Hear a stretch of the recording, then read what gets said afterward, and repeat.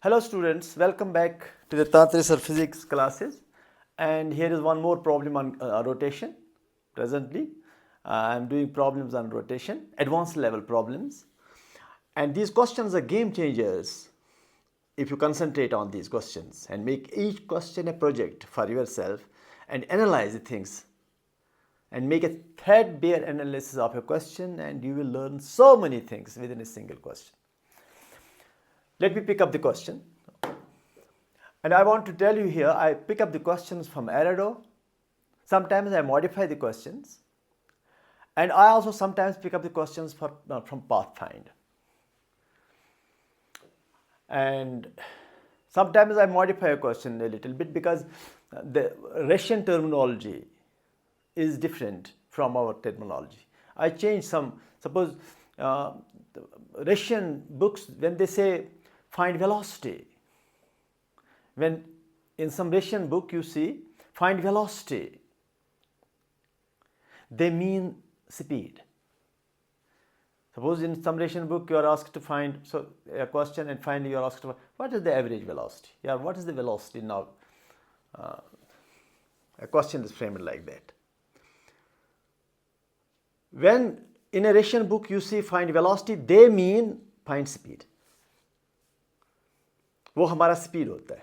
When they say find velocity vector, by that they mean our velocity. जो हम velocity find करते हैं, they call that velocity vector. जब हम speed find करते हैं, तो they mean by speed just velocity. तो there's a little bit of difference in terminology. तो इसलिए जो एराडॉफ है, it is not a difficult book. इसमें जो टर्मिनोलॉजी है वो शायद हमें कुछ डिफरेंट लगता है और हम सोचते हैं कि ये किताब डिफ़िकल्ट है. Otherwise it is not that difficult book. So the question is a spool of mass m with a thread wound on it rests on a horizontal surface. Its moment of inertia about its axis is I is equal to gamma m r square. ये r square है, cap करके 2 लिखा है. The radius of the wound thread layer is small r. The thread is pulled with a force F at an angle alpha to the horizontal and the spool rolls without slipping. That's a condition. And when you say rolls without slipping, you know the relationship between acceleration and angular acceleration. The relation between acceleration and angular acceleration is A is equal to beta r, angular acceleration into r. Acceleration is equal to angular acceleration into radius of that. And the spool rolls without slipping. Find the horizontal acceleration of the spool's axis. वो find करना है. और दूसरा question इसे बनता है find the work done by the force F in the first t seconds of motion. दोनों चीज़ें हम फाइंड करने की कोशिश. पहले मैं फिगर बनाता हूं. फिगर ये है.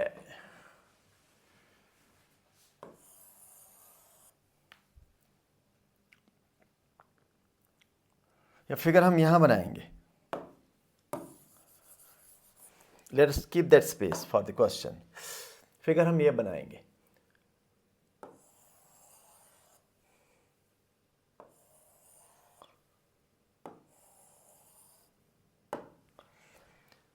ये है फोर्स दिया है at an angle of alpha with the horizontal, और ये है सेंटर और इसका रेडियस आर है. सो आर लिखिए ऐसे बिकॉज गामा भी इन्वॉल्व है.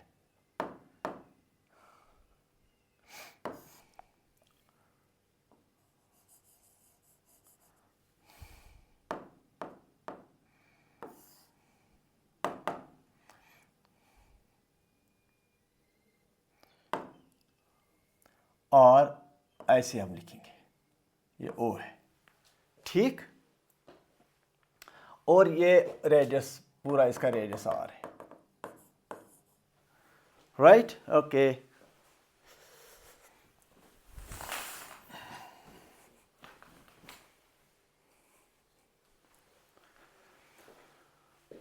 चलिए the force is at an angle of alpha with the horizontal, and the radius of the bigger this cylinder is r, inner cylinder is small r, and when you pull it, this force will create a torque about the center by F and small r. It will create torque, and that torque direction will be like this, anti-clockwise, ऐसे. तो it will try to roll it like this. जब ये role करने की इसको कोशिश करेगा तो इस पॉइंट का वेलोसिटी आगे की ओर इंक्रीज होगा, इस पॉइंट का, because of this, and it will create friction force in this direction on this spool.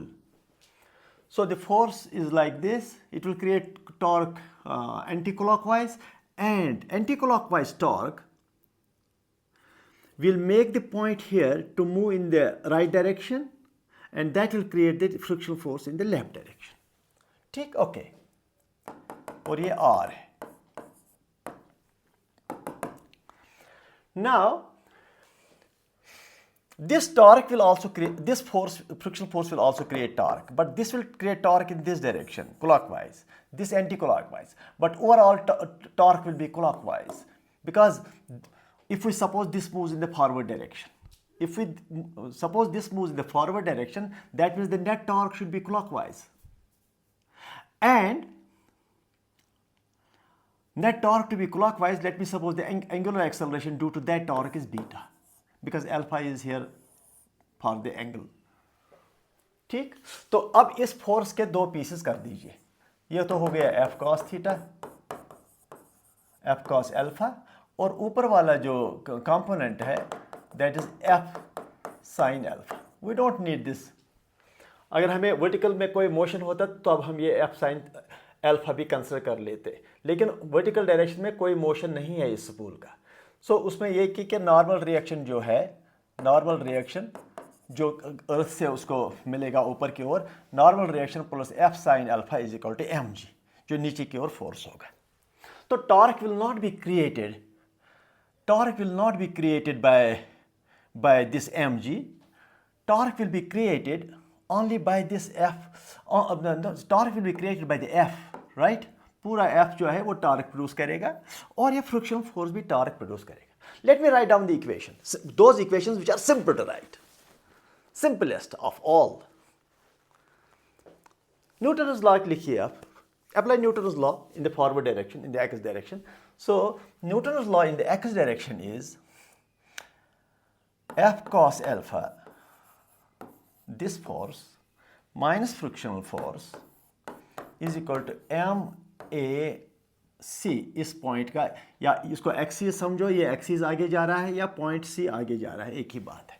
Axis अगर ये रोटेट करके आगे जा रहा है, रोल करके आगे जा रहा है, तो ये एक्सीस भी आगे जा रहा है. समझो O आगे जा रहा है या एक्सीस आगे जा रहा है. तो हमें फाइंड करना है acceleration of this O point और acceleration of the axis in this direction, in the x direction.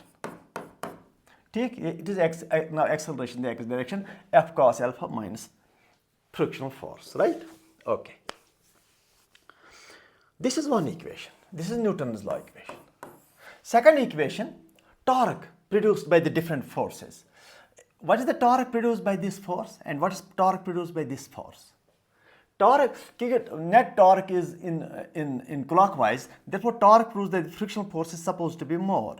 So I will write F torque is equal to FR, capital R, F capital R minus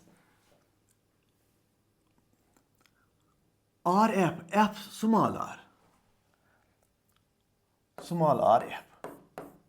Second equation. The torque produced by this frictional force and torque produced by the applied force. Applied force torque is Fr, but anti-clockwise, and torque produced by the frictional force is clockwise and is F into capital R. ठीक? And the other forces are not going to produce any torque. What are the other forces? mg and nothing else, and normal reaction. They pass through the center. This they will not produce torque. एक तो normal reaction है, दूसरा mg है. They will not produce torque. Torque has been produced by this force and this force. अब ये नहीं कहना कि torque is produced by the components. हमने total force का torque निकाला. तो मतलब हुआ कि दोनों components का निकाला. अच्छा.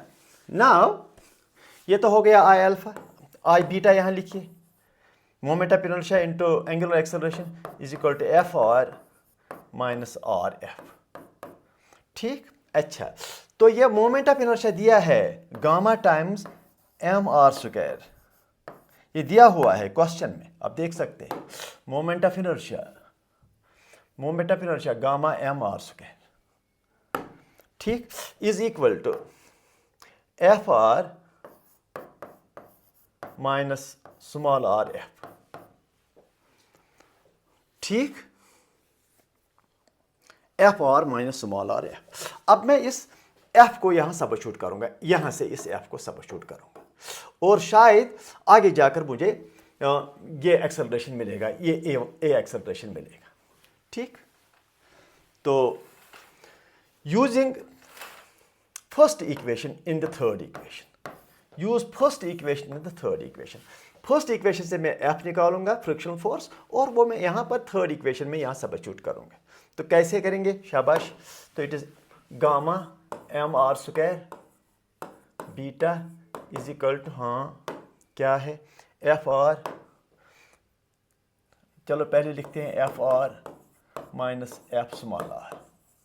ठीक, it is gamma m are square, r into r beta लिखिए, ये वाला आर को अलग कर दिया, आर बीटा की क्या आर स्क्वायर है, इट इज एफ, इस एफ को सबस्टिट्यूट करते हैं, this F is equal to F cos alpha minus M A, इस एफ को वहां लेकर के एम ए को लेफ्ट साइड लेकर के F cos alpha minus M A, F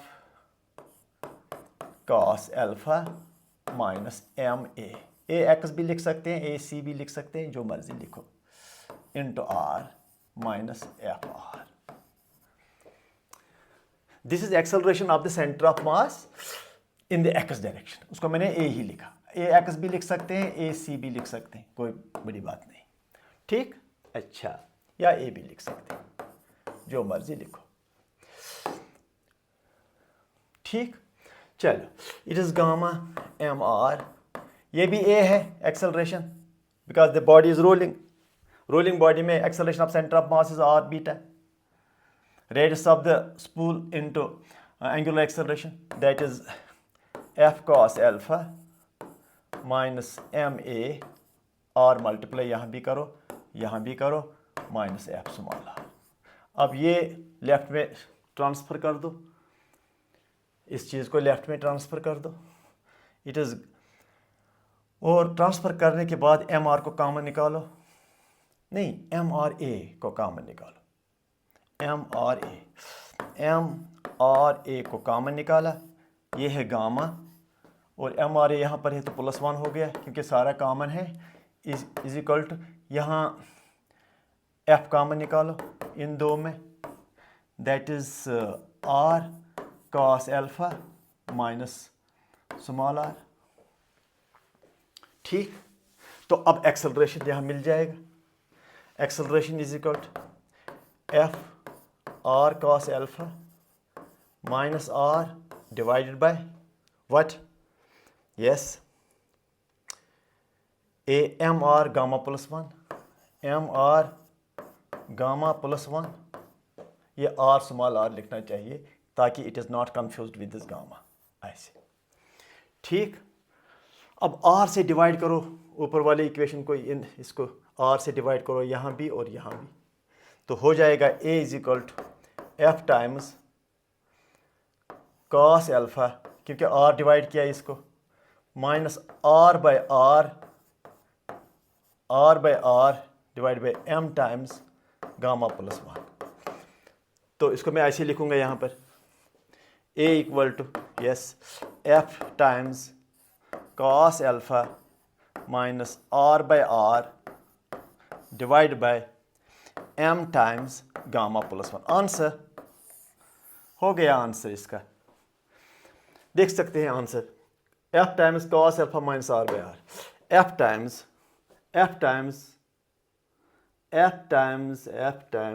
cos alpha, F times cos alpha, F times R by R, negative negative यहाँ पर cos alpha minus r by r divided by m times 1 plus gamma. This is the answer. B is the answer. हो गया. F times cos alpha minus r by r m by gamma plus 1. M by gamma plus 1. That is the correct answer. Okay? चलिए हो गया ये भी. Now there's one more question. That question is, find the work done by the force F in first t seconds of the motion. How much is the work done by the applied force in first t seconds of the motion?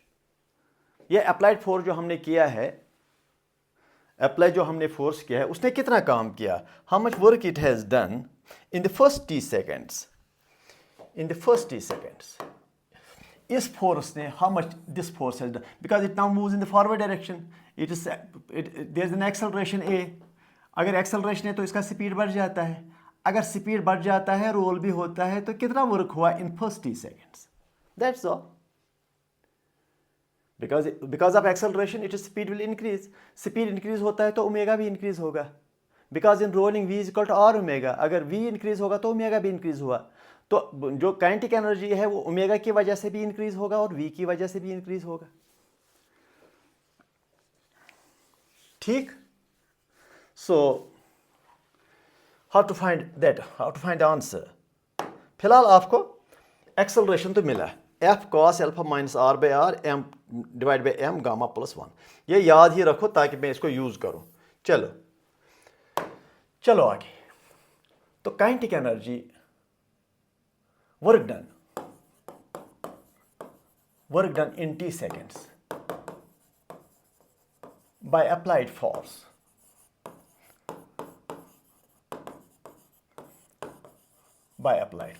Work done in t seconds by applied force. तो पहली बात यह है कि what's the work done? Work done is equal to, चलो W is equal to change in kinetic energy. Work done is equal to, जब ये move करेगा आफ्टर टी सेकंड्स, देखिए इसका काइनेटिक एनर्जी क्या है. इनिशियल काइनेटिक एनर्जी समझो 0 है, तो finally after t seconds what is its kinetic energy? So final kinetic energy minus initial kinetic energy. So work done is equal to final kinetic energy is 1/2 mv square translational kinetic energy plus 1/2 I omega square. ठीक. And minus initial kinetic energy that is 0. तो work done हुआ ये. तो work done is equal to 1/2 mv square plus 1/2 I that is gamma mr square. अभी जो निकाला क्या, ये दिया हुआ था moment of inertia. And omega square in rolling is v square by r square. That you must know v is equal to r omega in case of rolling. देखो मैं आपको बताऊंगा, there is a relationship in case of rolling, that is v is equal to r omega, and acceleration of the center of mass is equal to beta r, r beta, where beta is angular acceleration. Sometimes I write beta as angular acceleration, sometimes I write alpha as angular acceleration. यहाँ मैं beta ही angular acceleration इसलिए लिख रहा हूं कि alpha जो है वो एंगल दिया है, the force makes with the horizontal. ये अल्फा है ना, इसलिए I don't denote here alpha as angular acceleration. I denote here beta as angular acceleration. There should be no confusion. You should take care of the symbols that you use. अगर यहाँ alpha angle लिया है तो alpha को angular acceleration नहीं ले सकता हूँ, because there will be confusion between the two symbols. ठीक. ओके. चलिए, तो ये r स्क्वायर खत्म हुआ, तो it is 1/2 mv square plus 1/2 gamma mv square, gamma mv square. ठीक. तो work done is equal to 1/2 mv square plus 1/2 gamma mv square. फिलहाल ठीक चल रहा है? हाँ, बिल्कुल ठीक चल रहा है. तो अगर मैं निकालूं 1/2 mv square common, 1 plus gamma, यहाँ 1 रहेगा, यहाँ गामा रहेगा. ठीक. तो it is omega is equal to 1/2 m 1 plus gamma, ऐसे लिखो, v स्क्वायर ऐसे लिखो v स्क्वायर, और v स्क्वायर ये जो v है इसको u प्लस at लिखो, whole square. Initial velocity plus acceleration into time. This is the acceleration of the center of mass axis. या center of mass को ही ले लो या center of mass axis का acceleration ले लो. Because Russian authors से center of mass का acceleration वो नहीं लेते हैं, वो कहते हैं कि acceleration of center of mass axis. But that is the same as the acceleration of center of mass. Because axis passes through that point. मैं फिर से बताता हूँ ताकि confusion खत्म हो जाए. ये point है ना, इसका acceleration आगे. लेकिन अगर इस पॉइंट के थ्रू एक एक्सिस पास आप करेंगे, जब ये पॉइंट आगे जाएगा तो वो एक्सिस भी आगे जा रहा है, तो it is the same thing, right? अच्छा, so work done is equal to 1/2m 1 plus gamma, ये 0 हो गया, plus a square t square. ठीक, ये हो गया work done is equal to 1/2m 1 plus gamma a square T square. ठीक, तो अब 1 प्लस ये आगे जाकर के एक्सेलरेशन को सबस्टिट्यूट करो जो हमने अभी निकाला है. Work done is equal to 1/2m 1 plus gamma T square पहले, अब a square. What is a square? What is a? What is this a? Acceleration. Acceleration ये है, ये है acceleration f cos alpha minus r by r m gamma plus 1 f times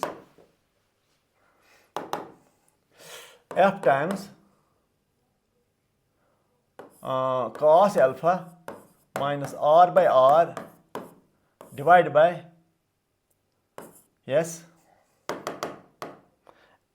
divide by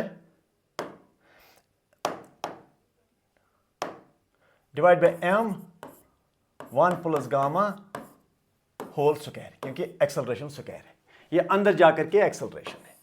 ठीक, it is work done is equal to 1/2m 1 plus gamma T square f square cos alpha minus r by r whole square, इसका भी square, इसका भी square, bye m का भी square और 1 plus gamma का भी स्क्वायर, अलग अलग स्क्वायर स्क्वायर स्क्वायर और स्क्वायर. अब 1 प्लस गामा एक और स्क्वायर के साथ खत्म, क्योंकि 1 प्लस गामा का whole square means 1 plus gamma into 1 plus gamma in the denominator.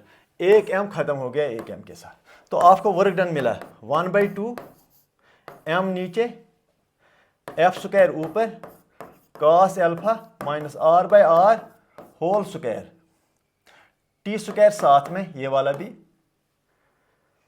Divide by 1 plus gamma only.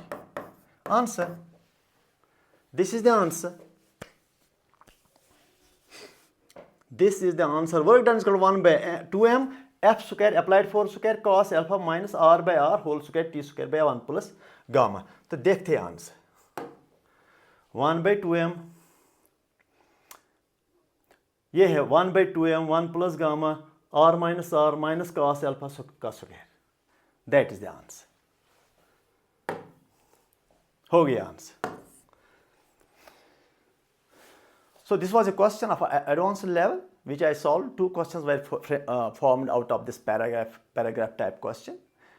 तो आप इसको 2 बार कर लीजिए और इसमें जो भी कॉन्सेप्ट्स इन्वॉल्व होते हैं उसको एनालाइज अच्छी तरह से कीजिए. Thank you.